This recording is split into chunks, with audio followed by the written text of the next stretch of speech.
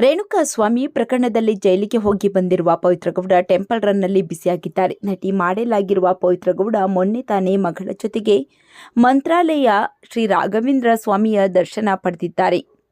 ಹಾಗೆಂದ ಮಾತ್ರಕ್ಕೆ ಎಲ್ಲ ಬಿಟ್ಟು ಸನ್ಯಾಸಿ ಇವರಲ್ಲವೇ ಅಲ್ಲ. ಅಷ್ಟಕ್ಕೂ ದರ್ಶನಗೂ ಅವರ ಪತ್ನಿ ವಿಜಯಲಕ್ಷ್ಮಿ ಮದುವೆಯ ವಾರ್ಷಿಕೋತ್ಸವ ವಿಶೇಷವಾಗಿ ಆಚರಿಸಿದ ಬೆನ್ನಲ್ಲೇ ಕಣ್ಣೀರು ಹಾಕಿದ್ದರು.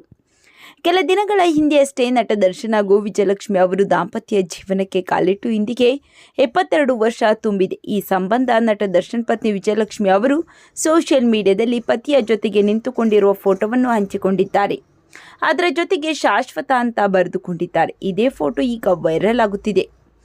ಪತ್ನಿ ಕೈ ಹಿಡಿದು ಮುದ್ದು ರಾಕ್ಷಸಿ ಹಾಡಿಗೆ ರೊಮ್ಯಾಂಟಿಕ್ ಆಗಿ ದರ್ಶನ್ ಡ್ಯಾನ್ಸ್ ಮಾಡಿದ್ದರು. ಪತ್ನಿಗಾಗಿ ದರ್ಶನ್ ಹಿಂದಿ ಹಾಡೊಂದನ್ನು ಹಾಡಿದ್ದರು. ವಿಜಯಲಕ್ಷ್ಮಿ ಕೂಡ ಹಾಡು ಹಾಡುತ್ತಾ ಎಂಜಾಯ್ ಮಾಡಿದ್ದಾರೆ. ಈ ವಿಡಿಯೋಗಳನ್ನು ಅವರ ಅಭಿಮಾನಿಗಳು ಸಾಮಾಜಿಕ ಜಾಲತಾಣದಲ್ಲಿ ಹಂಚಿಕೊಳ್ಳುವ ಮೂಲಕ ಈ ಜೋಡಿ ಯಾವಾಗಲೂ ಹೀಗೆ ಇರಲಿ, ಈ ದಂಪತಿ ಮೇಲೆ ಯಾರ ಕೆಟ್ಟ ದೃಷ್ಟಿ ಬೀಳದಿರಲಿ ಎಂದು ಶುಭ ಹಾರೈಸುತ್ತಿದ್ದಾರೆ.